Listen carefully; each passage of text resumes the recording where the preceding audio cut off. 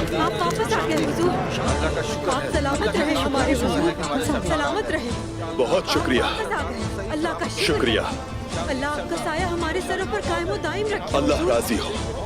खुशामदीद हुजूर। खुशामदीद जनाब। अल्लाह आपसे भी राजी। अल्लाह का शुक्र है सरकार वापस आ गए। अल्लाह का शुक्र है। खुशामदीद हुजूर, खुशामदीद। अल्लाह आपका साया आप हमारे ठीक तो हैं सरों पर जनाब? कायम रखे।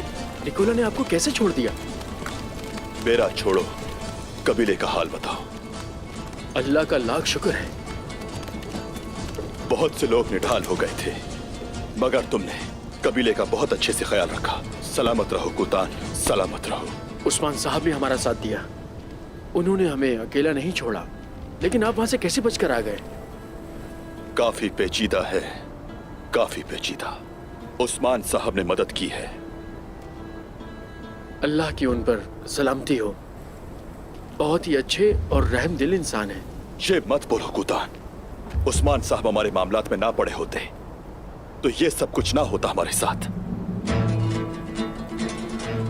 इंतकाम लेने का वक्त आ गया है। निकोला, कोशिश सबके सबको बर्बाद कर देंगे। लेकिन हुजूर, मैं इस बात से कभी पीछे नहीं हटूंगा। हमारे साथ जो कुछ भी हुआ उसका बदला लिए बगैर नींद हराम है, याद रखना।